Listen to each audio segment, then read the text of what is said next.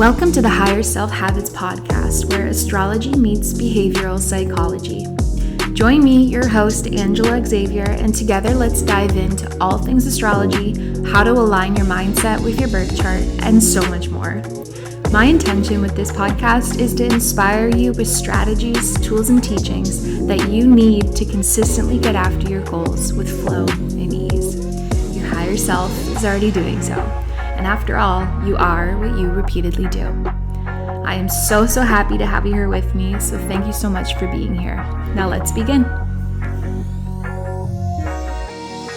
Welcome back to another episode of the Higher Self Habits podcast.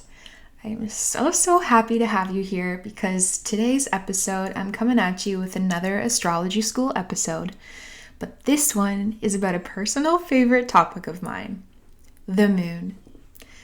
Like many of you, I'm sure, I have a deep love affair with the moon, okay? Like, I'm that girl in bare feet at 4 a.m. looking for the full moon, and then right away going home to do my moon ceremony ritual, if I'm not doing it under the light, out in nature, because it just feels like every bright full moon is like looking at it for the first time. It's just all-encompassing. I can't get enough of it. That aside, my intention with this episode is to give you a deep understanding of the moon, what it represents in astrology, the philosophy behind it, and fascinating facts about how powerful she is, and so much more. Because this astrology school series is about providing you with the fundamental meanings behind each sign, planet, and house in order to interpret your placements better, for you to strategize with your birth chart. I want to dish up all the lunar tea for you so that by the end of this episode, you can confidently be that witchy girl too that just goes off about the moon and utilizes its energy intentionally in your life as well. But before we get into it, I want to quickly refresh the efficient perspective of astrology, and that is that astrology is simply an ancient study of behavior patterns. It's that simple. Simply taking these behavior patterns and comparing them to where the planets were in the sky when said behavior took place. Astrology does not control our behavior. The sky simply reflects it. Just as when the earth spins away from the sun, creating nighttime, our reflected behavior is to sleep. In other words, the moon does not control you, okay? But rather it gives you the opportunity to apply these ancient perspectives of what is currently happening for you to better understand your behavior. Let's get into the moon's astronomical background a little bit. Did you know that the moon actually used to be a part of the Earth? There's what's called the giant impact theory that states that the moon was formed out of a collision between the Earth and another small planet. The debris from this collision collected into our lovely Luna that we see today. We may think that without the moon, the only changes we would notice are darker nights or non-existing high and low tides, but that's not the case. The moon and the Earth exert a powerful gravitational pull with one another, and this pull creates a friction in the Earth's rotation, slowing down its speed. Without the moon, our days would be much shorter, and without the moon, life would negatively change as a result of that. This gravitational pull is also what creates the tides in the ocean. It's actually quite fascinating when you see videos representing this. There's a number on TikTok, and it just shows how where the moon is in its rotation around the Earth is also where the ocean bulges. So it's not like it draws it away, it like draws it up. It's really fascinating. Physically, the oceans are being pulled toward the moon. This is a really cool phenomenon to experience, and I've had the pleasure to see this many times in my life. And it's extraordinary to see meters of water simply disappear and magically return again. These water-controlling rhythms cannot be explained without looking at a womb's menstrual cycle, okay? Like, how fascinating is it that both the moon and a womb's cycle last about 28 days? Coincidence? I don't think so. I truly believe there's so much beyond what meets the eye that we don't know when it comes to our innate connection to the moon and her cycles. After all, conducting water as powerfully as the moon does, it's important to remember that as humans, we are made up of 60% water or more. Scientifically speaking, the moon has an influence on over half of our physical selves. That is pretty freaking powerful. Now, there are a long list of ways that the moon's relationship with water is nothing short of fascinating, but I'm going to switch it up a little bit with a fun fact about me. And that is I used to work at the only 2 biodynamic vineyards in Niagara, Ontario, where I live. Biodynamic vineyards are so freaking cool because they go above and beyond organic grape growing and winemaking by creating their schedule around the phases of the moon. Like, how cool is that, right? And I find it funny now looking back at how it was really good and absolutely loved giving the tours, walking through the vineyards and talking on and on and on about the moon, and realizing now that it was just my passion all along, talking about the moon. Here we are. But biodynamics is how the ancient farmers tended to their crops. You may be familiar with the almanac calendar that gardeners and farmers still use today. I don't know about you, but I see this all the time in like drugstores or the counters at grocery stores.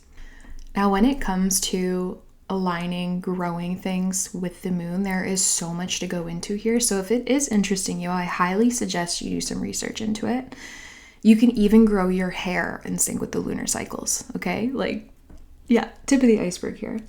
So without getting too much into the topic, like the burial of ram horns on the spring equinox, or how they spray specific herbal teas instead of pesticides, today we're just going to focus on the witchy shit that they do with the moon.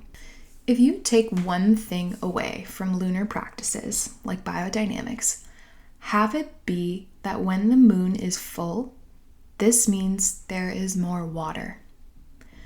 Of course, we're going to dive into astrology and philosophy about water later in the episode, but there's some really cool science to it as well. In a biodynamic calendar during a full moon, you will see prompts for ways to prepare for more water, like fungus treatment and things like that. Another occurrence that I find really cool is that the water tables in the soil come closer to the surface in a full moon as well. Water everywhere in nature is at an all-time high in this phase of the lunar cycle. And yes, the ancient biodynamic practice also utilizes the zodiac signs. Depending on what sign the moon is in, you have special instructions on what to do with your vines. If the moon is in a fire sign, we have what's called a fruit day. If the moon is in an air sign, we have what's called a flower day. With the moon in water signs, it's a leaf day, and in earth signs, it's a root day. I don't know why I felt the need to go into that, but now you know. If you tend to the roots on a flower day, the pattern of doing so in ancient data has shown that it won't be as productive or healthy for the vines. I also remember when I was working at the vineyard, there was this scientist guy that would come, and he worked for Demeter, which was the company that oversaw all of the biodynamic practices and things. And his lab results showed that the highest concentration of the sugars in the grapes, meaning the best time to harvest, was on fruit days, was when the moon was in a fire sign. So science did back this up, which was really freaking cool. With biodynamics, the whole vineyard is interpreted as an interwoven ecosystem, and the energy from the moon is the pulse of it, fluctuating the flow of water, nutrients, etc. in the vines depending on the phases and being in natural rhythm with how and when to tend to them. Like, oh, as you can tell, I'm obsessed and truly grateful for such a beautiful chapter of my life spending days there. And if you are ever in Niagara, Ontario, and looking to do a wine tour, check out Taw's Winery and Southbrook Vineyards. Those are the 2 biodynamic places I worked at. So the influence the moon has on a vineyard is relative to its influence on our lives, as it all comes down to one crucial component of the moon's power, which, again, is water. In astrology, water represents our emotions. As the moon is quite literally the ruler of water, In astrology, the moon rules our emotional experiences. Now, emotions are complicating to work with because in order for us to logically analyze them with our mind, we have to understand how they are making us feel in our body. And this is a crucial component as we look at the philosophy of the moon, okay? I'll say that again. In order for us to logically analyze our emotions with our mind, we have to understand how they are making us feel in our body. Kind of like taking record of when this happens, it causes this feeling. Now, emotions are simply energy in motion. Think of emotions as currents of energy running through your body, registering the physical experiences of feeling restless in your body or feeling calm and deeply relaxed in your body, and the full range of emotions far and in between. Experiencing emotions is simply rhythms and patterns, just like the moon's influence in a vineyard. Say, for example, when you were a kid learning to ride your bike for the first time and something happened that made you feel scared. Like a car driving down the street beside you blew its horn, and this sound shocked you so bad that you flew over the handlebars and hurt yourself. Well, this emotion of fear sent the surge of panic throughout your body that made you feel terrified, alert, and worried for your safety. So now, 20 years later, you're not the biggest fan of riding bikes. Even without the conscious memory of this happening when you were learning to ride one as a kid, having experienced this emotion, your body remembers and now reacts to riding a bike with fear 20 years later. As planets in astrology rule experiences in life, this type of experience is what the moon rules in astrology, in our lives. Your emotions, your body's memory, your reactions, your instincts, your behavior, and how you ultimately feel about yourself and circumstances. I want to ask you, do these characteristics bring to mind any title for you? If you don't know already, in astrology, the moon, all in all, symbolizes your unconscious mind, or subconscious mind, as both names can be used interchangeably. It is this extremely powerful part of ourselves that coordinates the countless systems in our mind and body that keeps us alive and living the life, having the thoughts, the relationships, and the reality that we do. Without going too off the deep end here with the inner workings of the unconscious mind, let's stick to a few of the basics and compare it to how it is symbolized by the moon. First off, let's focus on what creates behavior. With anything we do, any behavior we have, our habits included, they come from what we think and feel. More specifically, thinking about how we want to feel and behaving in accordance to achieving that feeling. In other words, we don't behave for the sake of behaving. Every time we behave, we do so to feel a certain way. Okay? The mission, the result, is the feeling, not the action itself. For example, when you're hungry, you don't eat just for the sake of eating, you eat to feel satiated. Over time, we have collected experiences in the databank of our unconscious mind that by doing X behavior, by eating this food, we will have the feeling of satiation. This experience we have with our emotions and our behavior is what is ruled by the moon. More importantly, the habitual nature of it, the reaction to eat when hungry, the instinct that it's time to eat and what to eat. It's this primal, intuitive depths of ourselves where the moon really rules. A habit is simply an action you do unconsciously, requiring no conscious instruction. It's a reaction to a feeling that you have trained your unconscious mind to believe that you need to feel it. Remember when I said earlier it is hard to comprehend our emotions? This is another way of looking at it. It is the moon that rules this inner world we have that is meticulously orchestrated to keep our heart pumping, our eyes blinking, and have our body tell our mind that we do not like to ride bikes. Our nighttime, the moon's domain, keeping the steady rhythms of why we do what we do. The legendary Joe Dispenza says that a habit is when the body becomes the mind. That without conscious thought, without the self-awareness, the present moment is what becomes the unknown. This is when excuses lead your behavior because your unconscious mind will always prefer to return back to that familiar feeling rather than feeling the risk of the unknown. And feelings can only be experienced in the body. How fascinating. Did you know that the conscious mind only rules 5% of our life?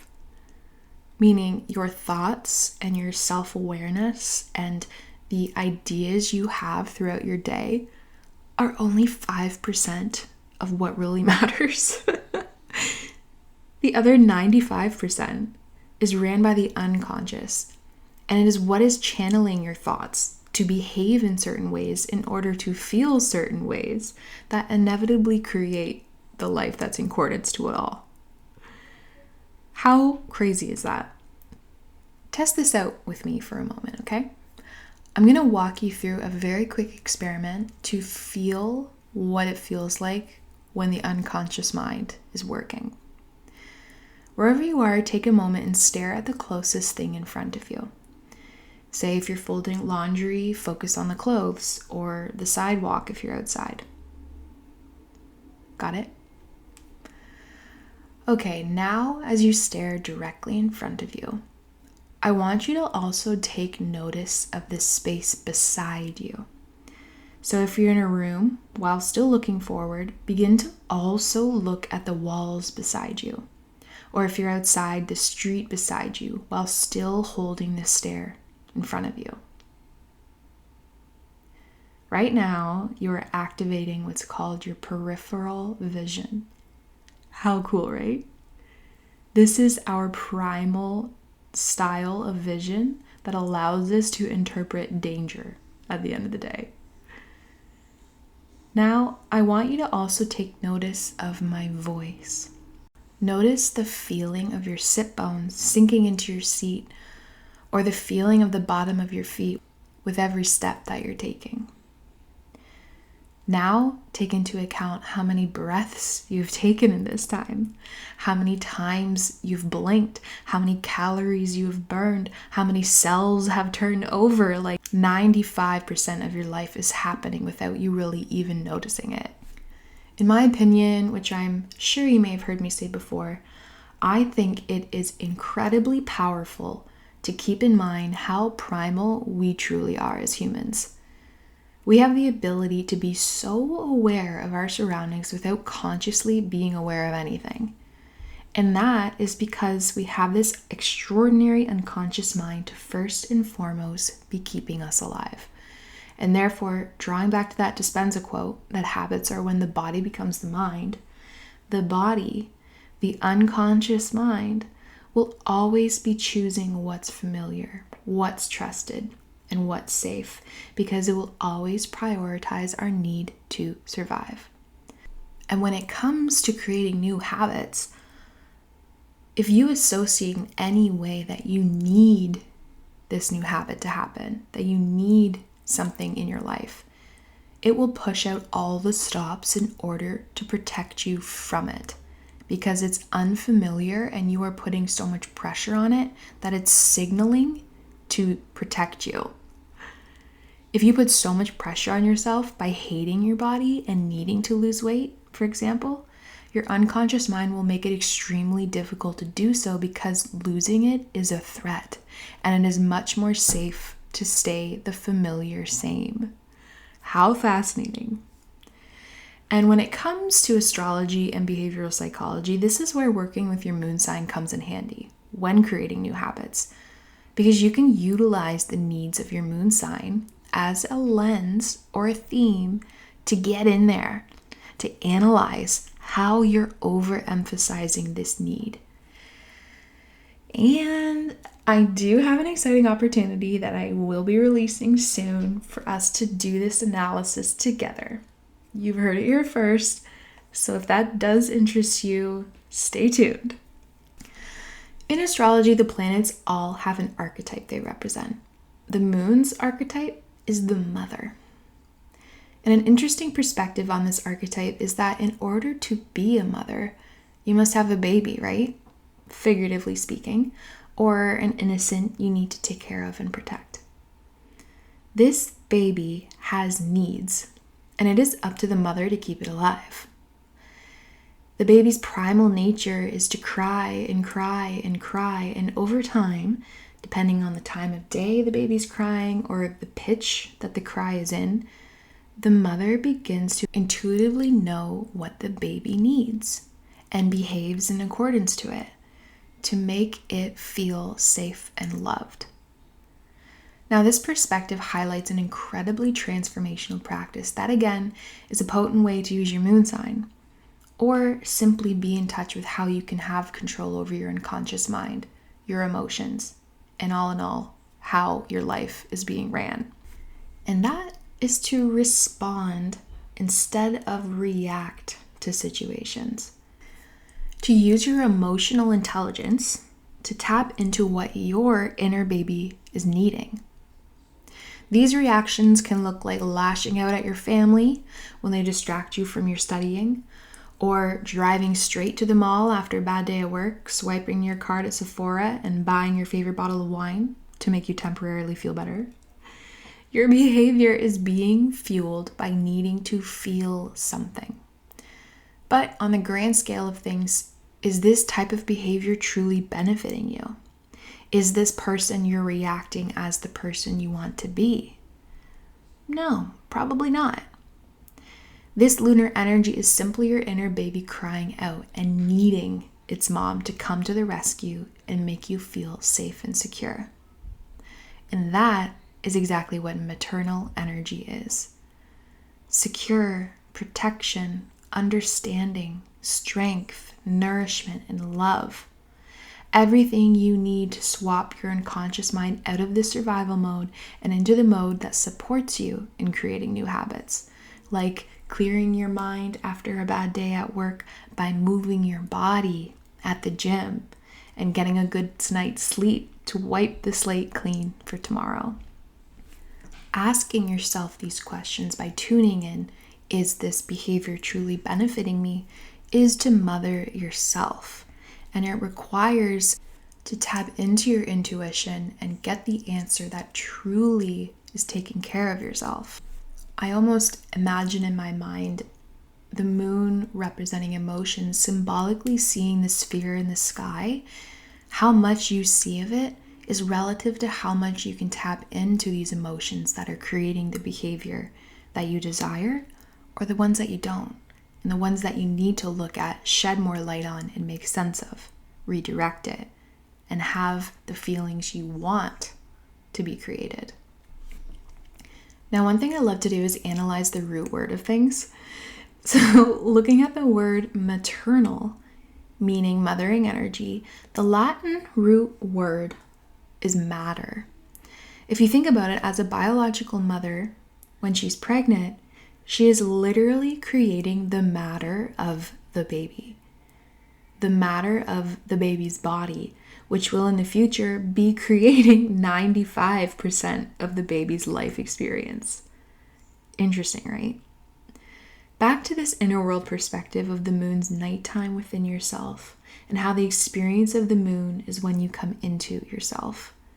It's the mother's nest. It's the security in who you are, the safe space for you to figure out how to provide your own needs before you leave the nest. Now I'm going to switch gears here a little bit and get into some fundamentals of the moon in astrology. We're going to look at the goddess associated with the moon and the planet in the house the moon has rulership with. The moon goddess's name is Hecate. She's also the goddess of witchcraft, which you may also know her from the Sabrina series on Netflix as the goddess her witchcraft school worshipped. She's also the goddess of the night, the dead, protector of the home and entranceways, and strongly associated with crossroads and the in-between. She can also be called the triple goddess. There is this obvious notion about Hecate being this pure, dark, feminine power, this wild woman nature. This is where we see titles such as lunatic come about, right? Luna, lunatic. Or how werewolves lose all of this sense of humanity and go completely feral during a full moon. It comes back to this unconscious and primal instinct to react. Without self-awareness, we can all be a little loony sometimes, right?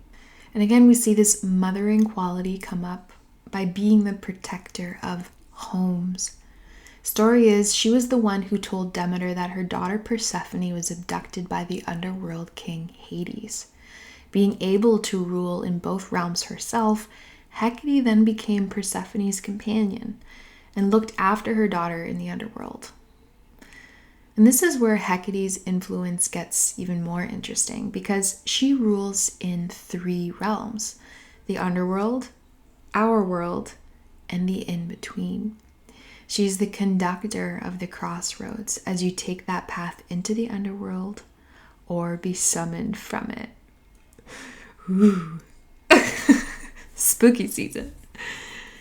This theme of 3, the 3 realms, also shows up in her title as the triple goddess.